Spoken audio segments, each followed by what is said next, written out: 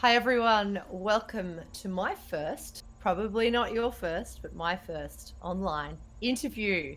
How are you? This is Reverse Butcher, everyone. Hello, my name is ReVerse Butcher, and this is Sarah Curro. We're interviewing each other, actually, because we co-wrote a book together. It's called This Is Not a Violin, It Is a Doorway, and we're very excited about it. And that title has so much meaning, and I didn't know what it all meant until you handed me this. Oh, And yes. this was all about how you did this. So this is Yes. my semi-acoustic violin, which normally looks like this. And so one day, after I'd seen all of your amazing work, I just thought, I have to have a violin that looks like that. So that's what today's all about, people. We're going to talk to Reverse Butcher about what is going on in her head that she can make something that looks like this. All right, where do we start? Woo, where did I meet you? Well, I remember we met at Hares and Hyenas when I was working there at that bookstore in Melbourne. I remember watching you on stage. You came in for a few different events, and you just played so well. It was like, oh my God, this woman can play. But I was working the bar, so we didn't really have too many conversations there. I do remember you coming up and talking to me a little bit about poetry because you knew I was doing that, but. Yes, I knew you were spoken word because Crusader Hillis, who runs Hares and Hyenas, check Mm. out Hares and Hyenas website, everyone. They are amazing. LGBTI bookstore. If you need even just someone to talk to, go and talk to Crusader. He's a beautiful man. And he said, oh, you've got to meet Reverse Butcher. She's amazing. You'll love her. And I'm like, what was that name? I think I'm a bit scared. So anyway, instead of meeting you, I stalked you on Facebook. Which helps, I guess. Well, it helped me to become even more scared of you, which is ridiculous because I saw all this really subversive stuff that you were doing. And I thought, so I had this equal amount of fear and really fascination. I just had to meet you. And we met, and I was really awkward. And I wanted to sort of show that I knew things. And it's kind of fake when I do that. So you didn't really meet me You that didn't have first to time. impress me. You didn't have to work to impress me at all. I could see the way you played. You kidding me? Well, yeah, it's funny. That's a good question for you, actually, because you can paint this so incredibly. Does that make you feel 100% confident all the Oh, time? hell no. Are you kidding me? We are all Yeah, faking it till we're making it. All of us. yeah, So we're all. exactly. Yeah, no, definitely not. Yeah. So, that was that. And then I had this massive operation, remember? And Mm. I didn't really know you. I sort of came across you every now and then. But when I was recovering from this massive operation, I listened to, you sent me a poem or something, that fantastic poem with the cello underneath it. Oh, yes, yes, that one. I do That remember was that. incredible. And I remember laughing out loud so hard that my operation scars started to really, really hurt. And I Sorry. just thought, oh my God, I wonder if she'll come over. And I knew you'd have amazing books. Yeah. And I thought, I wonder if she'll come over. I mean, I've just had an operation, but I don't know. I just felt this. I really wanted you to come over and, well, not read me stories, but you know, I just had a feeling you were this amazing person. I just wanted to know what was in your head all the time. So Yeah, you came around, you I brought did. these incredible rare books. That's true. I brought some books and reading material for you because yes, we discussed how you were not feeling so good, and I thought I would be leaving them at your door and sort of tiptoeing away, and it turned out we were almost neighbors. We were actually in the same neighborhood, so it wasn't far. And but yeah, no, you invited me in, and we had that fabulous conversation. And I brought the book that I was carrying around in my backpack at all times at that point, which was On the Rod, which is this artist's book. It's a one-off cut-up thing where I fixed all of Jack Kerouac's On the Road. You're welcome. It was a terrible book. It's better now. But it took like 4 years, so I had it on me all the time. And yeah, I showed you what, over the And conversation. tell everybody what that is. What did you do to this book? I cut it up and I glued it back together and I painted over every single page and I made it into this sort of like feminist friendly queer wonderland because that book is kind of like the book that all of the male poets go, "Oh my god, this misogynist thing is how I should be."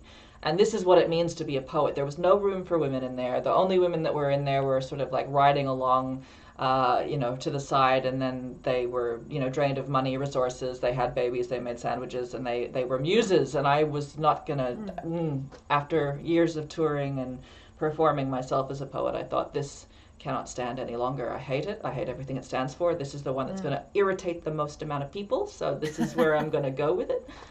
And yeah, I had it on me all the time for like 4 years, but now it sits in a very safe box. But yeah, and you made a limited run of books. That's true. How many?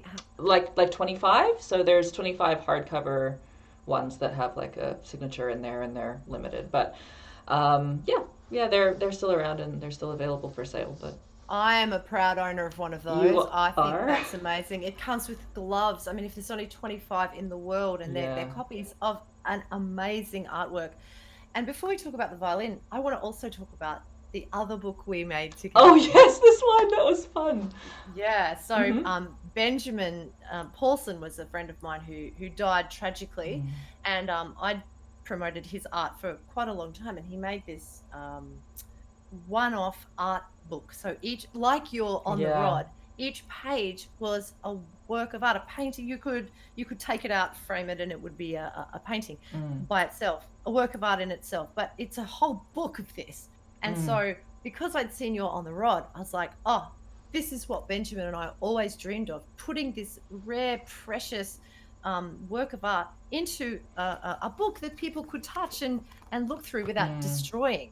So we did that one together too. So all of this will be linked in the comments for anyone who's interested in these amazing books that we're talking about. But back to the violin and the other book we made. Yes. This is not a violin, it is a doorway.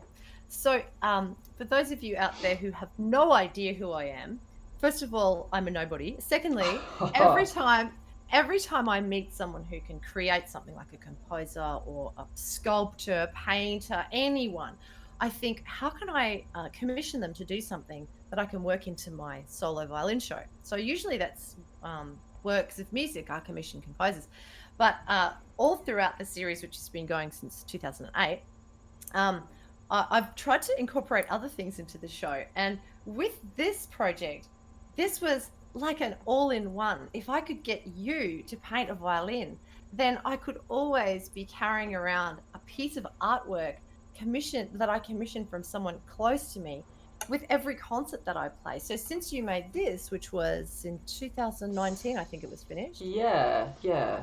Since you made this, maybe 18, 19. Yeah, I think it was 18, end of 18. It was. I remember we delivered it to you on your birthday.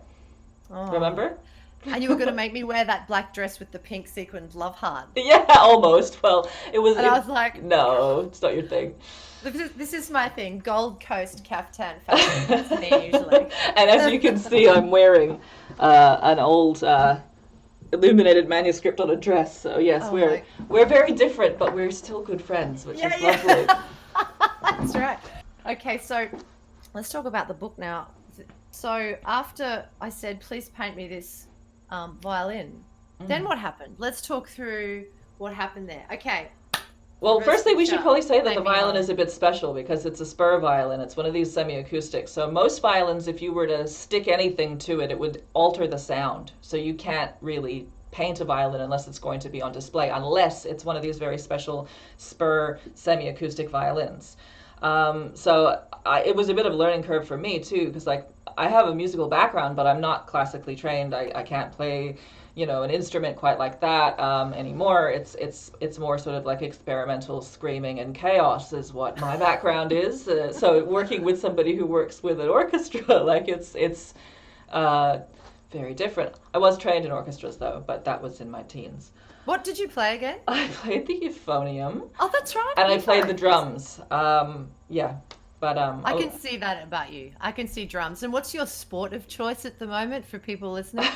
I do some VR boxing with some friends in one of those headsets, because of course that's part of what I do now with my art practice. I make VR art amongst many other things. But fantastic. I hit imaginary shit. That's what I do. So and then I make imaginary shit. So. Oh, that's great. Yeah, absolutely. So cool. So I said paint the violin. You said, what's your favorite piece? That's right. And I said a piece that really no one knows. It's the War Requiem by Benjamin Britten. So it's an early 20th century anti-war piece. So it's got big choirs and orchestras and all of that. So anyway, you started listening to that, and describe what happened in your brain. Well, you gave me the violin, and I put it on its stand in the studio, which at that time was sort of in like a garage, and it was, you know, all decked out as a art studio with paints and stuff. And anyway, had it sitting there, and I turned on the music, and I just stared at it for about a week because I just thought, I don't even know how to touch this. There is like this weird feeling where it's like it's so perfect, and how do I... And I had to sort of wrap my brain around what the sounds were making me feel and what colors I thought the sounds sounded like. And graphic scores are one of the things I'm really passionate about because, again, musical notation has remained in this very hierarchical sort of way. It's remained on these lines since the beginning of time. And then people like John Cage and some other experimental musicians started to paint paintings, different kinds of representations of music. And for me, that, you know, anything that breaks out of those sort of systems and creates new systems is interesting to me. So I studied that for a while, and well before the violin. But yeah, I decided I would take I wanted to make the music look like it made me feel. And how did this piece by Benjamin Britten, who was an English composer, for those of you who haven't heard of him, how did that, like, what? See, I'm not a creative. I know you get angry with me when I say this, but I'm not a creative person. So what happens to me when I hear something or see something, it doesn't trigger my brain to make something further. That's why I have to pay all of you people to create things, because I love the creative energy that I don't have. It's like vicariously living through you. So what did the poetry say to you as well? I mean, there's poetry in this piece of music. It's World War One poet. He was in the trenches, Wilfred Owen, and he died young. He died in the trenches. And, you know, back then I want just people to really think about this. There's no internet. There's no war movies. There's no Saving Private Ryan that glamorizes war. There's none of that. There's a bit of propaganda, you know, when they're trying to make people get excited about going to war, but it was conscription, so you didn't have a choice anyway. It's a totally different time, and the most incredible poetry comes out of the trenches in World War One. I mean, tell everyone what you do with poetry or with text. So you touched on it in On the Rod, but you've done it in a really positive way in this book. So talk us through what. So there's something called cut-up theory, which was invented by two writers, or popularized by two writers, named Brian Geisen and William Burroughs, both beat writers and both entirely misogynistic, but we will move on because the technique is not at fault. But what you do is you take a text or a series of texts and you take them out of context and you cut them all up, and then you rearrange them somewhat at random, somewhat. There is almost like there is the book that Burroughs and Geisen wrote about it is called The Third Mind, and it talks about how your consciousness has a voice, and the consciousness of history has a voice, and so does the actual text itself. There's like this third voice, this third mind that starts to iterate itself once you begin any sort of non-linear reading process. So that's what I did to the Wilfred Owen poems. But when I first read the Wilfred Owen poems, I just found profoundly sad, like just profoundly moved. They're simple and they're different to the poetry that's sort of like modern day spoken word and stuff, obviously, because it was written so long and ago and such a different context. But he used very simple language to talk us through a really profound sense of fear, dread, rage, grief, loss. Just loss. This the whole thing was effectively about loss, and that was something I understood. A waste, an absolute waste of life. Yeah, and the music really reflects that too. And so that's why this piece is one of my favorite pieces, but also it's my favorite because I played it when I was 14. Because as you'll see when you all buy the iBook, there are all different chapters, not just the essay that ReVerse Butcher writes about the process of painting the violin, but it's a chapter about my youth orchestra. And I got profoundly affected by the poetry and the music when I was 14. Now, that's a really, you're very influenced easily when you're at that age. You're impressionable when you're at that age. I just feel really grateful that I was exposed to so many weird things, not just as a classical musician, not just Brahms and Beethoven and Bach, you know, the Germans, all of these other kinds of experiences as well. Would you be prepared? I hope this isn't springing it on you, but would you be prepared to read one of Wilfred Owen's poems, maybe from the For sure. Let me just the pull book? it up. And I'm sorry if I that's will- springing it No, on no, you, but, that's okay. and whichever one you want to. I know the one. I mean, there's so many of them that are just beautiful. But Tell me which one. I'm going to get it up here as well, and then pull them into the light. You know that one. I'll move him into the sun. Move him into the sun. That's the one. Oh, that's just beautiful, and that accompanies a song. When you see the, so we can't play music on this because No, YouTube we'll has get shut rules down like with- straight away. So But the iBook is amazing. Just before Reverse Butcher reads, where's the move him into this? Here it is.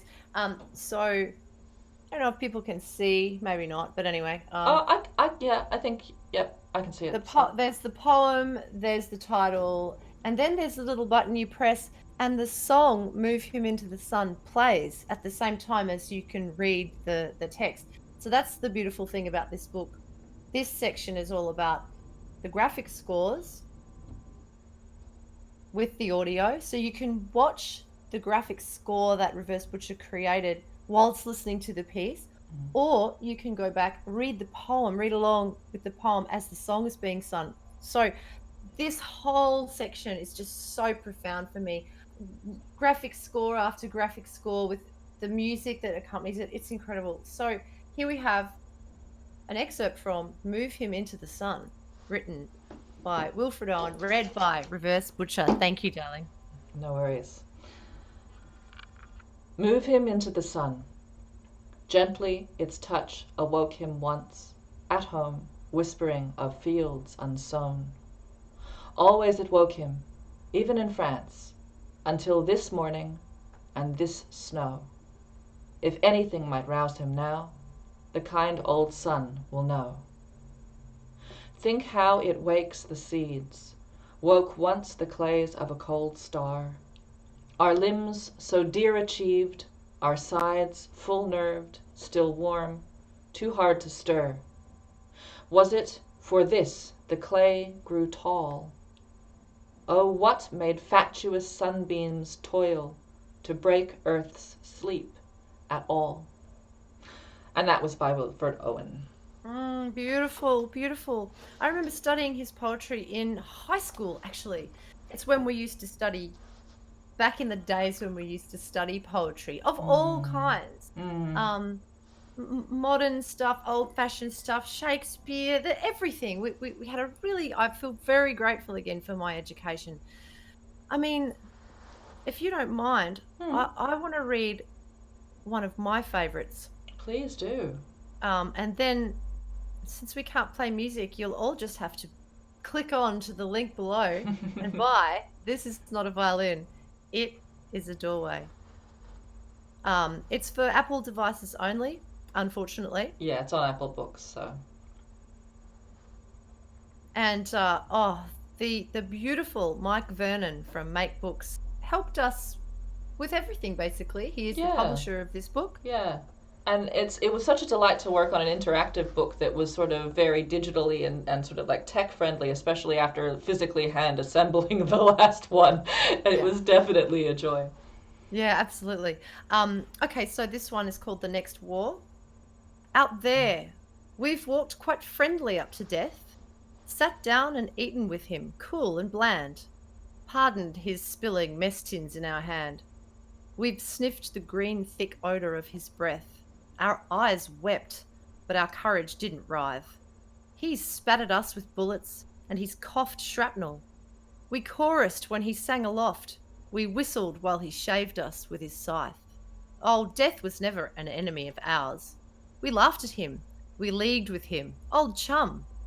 No soldiers paid to kick against his powers. We laughed, knowing that better men would come and greater wars. When each proud fighter brags, he wars on death. For life, not men, for flags. Wilfred Owen, what a legend! Okay, so I'm a classical musician, and because of that, people think that I like to listen to classical music. But on my deserted island, if I was only allowed one art form, it would be spoken word. That's it. It wouldn't be music. I know that's a surprise. What's yours? Oh God, if I could only choose one, I think I'd dig my way off that island somehow. I need so many. I mean, like, all my art forms have always blurred together. Like, I started with, poetry and spoken word and performance and music, and then I made music into projections, and now I'm doing projections in VR, and I'm putting poetry into VR. So it's like I'm making spatial poems that you can walk through, and I'm currently working on a choral setting with Kevin March, which is also in VR, so it's going to have like these VR sculptures and stuff. So like, I think like my desert art form is all the art forms. I'm greedy. I'm sorry. Yeah. I can't choose one. No, and you don't have to, because you're that kind of person that even if you were stuck with a whole bunch of coconut palms, you'd be able to make something out of it. Of course. But with me, I would have to bring someone to read me poetry all day. Well, I'll do Will it. you come? Yay! I'll come. Sounds Okay, like a holiday to me right now. A holiday from our holiday. Oh God, yeah. All right, so look, when you handed me this book, after you created this, you thought, what? I'll just write an essay about this? Like, why did this have to come out as well? Because I think when I was making the thing, it was such a cerebral process. Like, I was applying all of these things, and because it was such a beautiful ask, like, it was such a good question, like, will you make this violin look like that book? And I was like, how do I even approach it? And the whole thing came together, in, I think it was under 5 weeks. We put the whole thing together in, because it needed to be on stage in 5 weeks, so we did that. But and with no regrets, because it sort of created this perfect pressure cooker for me to have to think about everything and consolidate all those ideas. So I had it there, and I wanted to articulate them to you. Part of my process when I'm drawing is writing. Part of my process when I'm writing is drawing. And I'm definitely finding that, well, even with working with 3D, sculptures and stuff like that, I need to be able to write about it, as well as they're so linked for me. So it was there. It was not a difficult process to go there. It seemed intuitive. And is there always a textual element in your visual art? Almost output? always. Yeah. I mean, I've started a series at the moment that don't have text in them, but I also just say yet. Like, they could still get there. But it's again, because I think that, it's also intertwined. In my mind, I started with writing, and I believed I would never be good enough at drawing or painting to consider it as a career. Actually, I believed for probably 20 years that I didn't, almost 20 years, because as a teenager I wanted to be an animator when I was very, very young. That was my dream goal. I wanted to be an animator, and I don't think I could do that now. It's technically too difficult. But in terms of like painting, my aunt was an artist. She's a painter, and I always used to love her work and think, oh God, I want to do that, but I'll never be good enough. And then What made you think that? What made you think you'd never be good enough? I think it was probably people telling me I should not give it a try. I think people, whenever I did, your early work that obviously is developmental, people sort of said, oh, no, don't bother. Go on stage. You're better at that. Or go over here. And so they tried to play to my strengths, which is fair. I mean, in some regards, they want you to succeed. But that is definitely one of your strengths. When you stand up on a stage, it's it's chilling in a good way. Chilling's perhaps not the best word for it, but it is. I do try to move people, so chilling. Yeah. You know, I'll take that as a compliment. Thank you. But it's coming from a place that's not the ego, and that's what I really like about your performance. It's all about what it is you're trying to communicate. It's not an expression of your own personality, and that's 100% how I feel about classical music, especially since we didn't write that music. So I really appreciate that about you, and we cover all of that in this new podcast I've got called Splitting Hairs with my student. Yes. There's this one, is classical music creative, and that's a really great, fun talk about, well, what is that? What is creativity and all that? And then there's this other one about whether we should be expressing our ego through this art form, or whether we should set our egos aside and express the art form itself. And I don't know, that's just my personal preference. It's a really interesting question, actually, about that. And just to address quickly how you talk about how you're not a creative, I don't think that's true, because what you manage to do is, you have a huge amount of skill and knowledge in the arts and how to play and master your own instrument, but also what you do that is unique to other people, especially in the traditional sort of musical setting, is that you know how to recognize points in people and how to connect them. You know how to lift people up and produce a big crew. You know how to pull one of these sort of amazing shows together. That kind of creativity is so overlooked. Do you know what I mean? I think that it's important too. And I appreciate you trying in vain to remind me of all of that. Well, okay, but I'm just saying. I do feel like I come to life when I start imagining the show and what it's going to look like and what works of art I'm going to put on the slide and what costume I'm going to wear and what order is the piece is going to be in and what instrument will I match with that piece. So yeah, I know. And how you connect art forms and professionals from very vast different backgrounds. I've seen you do that over and over again to great success. So you can say you're not creative, but I won't believe it. I'm happy with I'm a force of nature. Okay. Well, if that's what you're happy with, fine. But yeah. And look, if anyone wants to see any of that crazy stuff that Reverse Butcher's talking about, I've got a YouTube channel. So just check out all the weird and wonderful pieces that have been created for my show called Volume.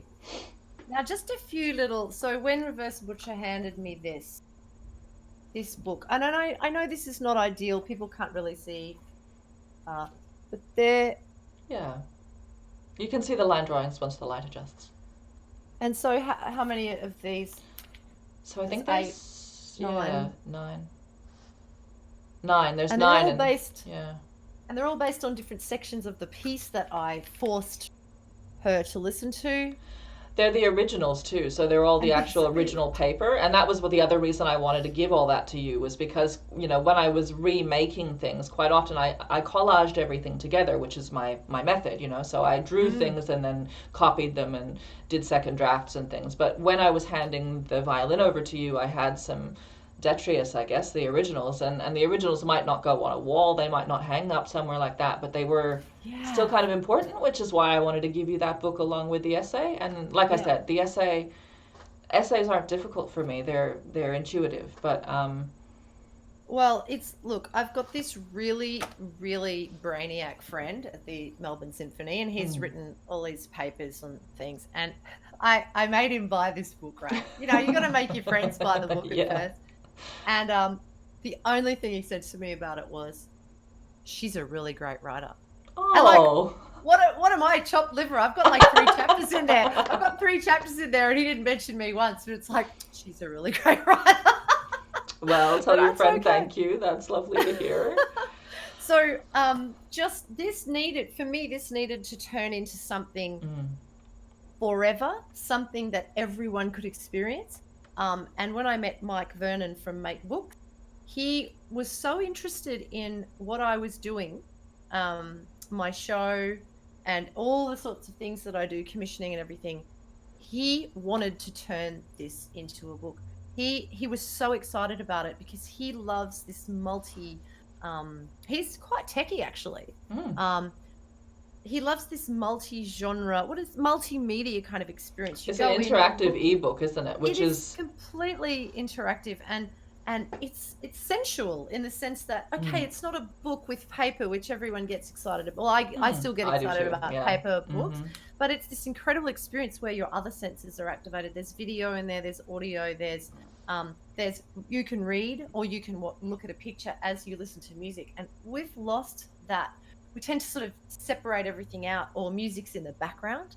So we're either really listening to just music, or it's playing on the radio, you're not even listening to it. It's not an experience which is multidimensional. And that's why I love that you've gone on to do VR work, because that's what this iBook is in a way. It's that doorway into all of that incredible VR work that you and artists like you are doing. And you guys are on the forefront. So everyone should check out all the stuff that ReVerse Butcher is doing right now. How can they do that? I have a website, so just reversebutcher.com, and I'm on Twitter too, so you can always feel free to say hello. It's all on reversebutcher.com though, all of those contact stuff. So yeah, say hi. Fantastic. So I've shown you a couple of graphic scores. They're all circular, basically, more or less. More or less. And so then you manage to, it's probably going to be hard to see here, but each graphic score has its own area on the violin. And once you get the, there are photographs up. Are these some photographs? So there's a photo essay that was, and there's a photo essay that was published on burninghousepress.com in the UK as well. So there are, I think, 10 photos in that photo essay, as well as the a draft of the essay. So previous draft. that's what you need. You know, if you missed any of this information, we'll link everything. We're linking everything. It'll be in the description below. Yeah, and it's so worth a close look. I can't believe I get to just stare at this all the time. So let's just talk about one more thing. I mentioned that you have text in most of your visual art, and I don't know if people can see, but these aren't just random words. This is the poem that ReVerse Butcher created out of the Wilfred Owen poetry. Now, so to spring it on you again, can you read that? I knew you were going to spring that on me right now. I'm just going to go and find it in the book. Talk about winging it. Whoa. Here we go. So it's called Prophecies, a Glum Rerun. Give me a place among the shrapnel, mount no cerement, a ghost, chorused, death and nature shall be stunned. Voices of boys were limbs, sunbeams, prophecies, a glum rerun. Bowed by the nature of my heart, ground to ashes, a sunspot murmurs beaming, a sunspot murmurs beaming, a sunspot murmurs beaming. Great gun towering towards heaven, fanaticisms evolve, a lull consigned to the searing flames. But when thy spell be cast, this day of wrath, what shall I, a wretch, say then? Audio equates a vacuum. We laughed at him. A separated sin. Text turns, puts explosion, a circle squints, on a microcircuit, sniffed the green, thick odor of his breath. What shall I, a wretch, say then? The kind old sun will know. A screamer, cutter, guru. Cadence, a purist's pupil. Cadence, a purist's pupil. Cadence, a purist's pupil. He's spatted us with bullets, and he's coughed fields unsown. Lips a meandered lie, the written book shall flex, a quaver, ligatures kick against his powers, full-nerved, still warm, we leagued with him, and greater wars. Gimme a fierce ruin, saddening he wars on death, the evening air brought rumors, a creeping help, rumors, a creeping help, rumors, a creeping help. Give me a place among the shrapnel.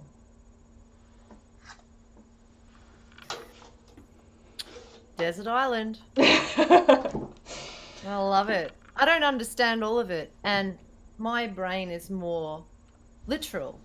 You know, I understand it or I don't. But with poetry, with spoken word, I find myself in that in-between space. And it's like bringing yourself back to the alpha state or whatever it is. You know, resetting the brain. Instead of being so commentative about life all the time, you just kind of lulled into this beautiful space. So I encourage everybody, read some poetry, just anything. Go Yeah. back to what you loved in grade 11, you know? Mm. Or So, you know, there's a lot of really contemporary, exciting poets that are writing around the world right now. There's plenty in Melbourne, but there's plenty literally everywhere. All you need to do is, you know, jump on Twitter and hashtag poetry. You know, literally anything. You know, there is yeah. so much good stuff out there. There's a lot of good stuff on Burning House Press. They are impressive. That's a good place to start. Burning House Definitely. Press is a Yeah. really good place to start. Yeah. So, look, I just encourage everyone to buy this iBook. It is just beautiful. I'm so proud of it, and I'm so honored that I get to, you know someone like you who can create. Are you kidding? Not Likewise. only this, but now we're going to play a video at the end. Yes. Because, again, if we play something, we'll get shut down. Mm-hmm. So, just a few thank yous. We have a few people to thank, didn't we? We do. Yes, we do. We've got a list, and I need the list because I don't want to forget anyone. I have the list too, but hold on, because I just brought the book as I up. said, I'm There we go. classical, so I can't wing anything, right? I have the thank yous. Shall I start? Yes, please. Okay, we have Paul Davies for making the violin. Those semi-acoustics are unique. They're incredible, and Sarah plays it like a goddamn queen. It's amazing. Oh, thank Anyway. you, darling. And this helped me launch my solo show, which is all about modern composers experimenting and exploring. And I just really didn't feel like I could do that on my old looking instrument. So thanks to him, a new era was born. So his company that sells these is called SPUR Violins. We're linking that, I think. Yes, it'll be in the comments description below. Excellent. So Mike Vernon, he's our publisher. Yes. He's beautiful. He sends us a little royalty check every now and again. That's nice. That is nice. Let's be real. It's nice. It is lovely. It is. It'd be nice if it was more often, but that's what this launch is all about. Yes. So people, and we have a very special radio station to thank. Yes. Kiss FM. Not Kiss 101.1. It's Kiss FM Dance Music Australia. So if you love electronic music, experimental, or even just dance party music, this is what they play. They are an independent radio station. They've supported me, everything I've done. They're always just ready to promote, ready to help. And in lockdown, they've provided, and they still do, they provide much cheaper advertising for businesses and companies than before. So they're really helping out. If you want to advertise your business, go through Kiss FM Dance Music Australia. The next thank you should be you. Kylie Supski, who is my beautiful wife, she put up with me playing the Benjamin Britten's War Requiem in the garage for 2 weeks at volume for 12 hours a day. So there's that. But she's also a very skilled poet and photographer, and she took a lot of the photographs of Sarah playing live that appear in the ebook. So she had a creative contribution as well as putting up with me. So. And so you guys are on Twitter? We're both on Twitter, and you can access her blog and her photographs on my blog on my website. She has a blog that's dedicated for her there. So okay, yeah. Beautiful. Now I wanted to just give my new podcast a plug. My student Annabelle and I have a podcast called Splitting Hairs. It's trying to debunk classical music mythology. One myth that springs to mind, and as I suppose is the inspiration for the whole podcast, is that old violins are better than new ones. No, they're not. So, they're not necessarily. Not necessarily. So, I mean, can they be that fancy though? Can they be as fancy as the one that you were holding? No, they cannot. No, they cannot. They're definitely not that fancy. Not that fancy. You know. Yeah, so that we kind of debunk all of that. So now I just really want to thank you for existing and thank you for existing and for making all of these opportunities and interesting questions and events. Like really, you are the cutting edge of bringing the traditional and the electronic and the experimental together. You really are. It's an absolute pleasure. Woo! Love it. All right. Thank you. Buy the book, everybody, and follow ReVerse Butcher. Follow me. Follow Sarah Curro. But get into this weird middle space. All right. right. Read some poems. Read some poems. Okay, everyone. Bye for now.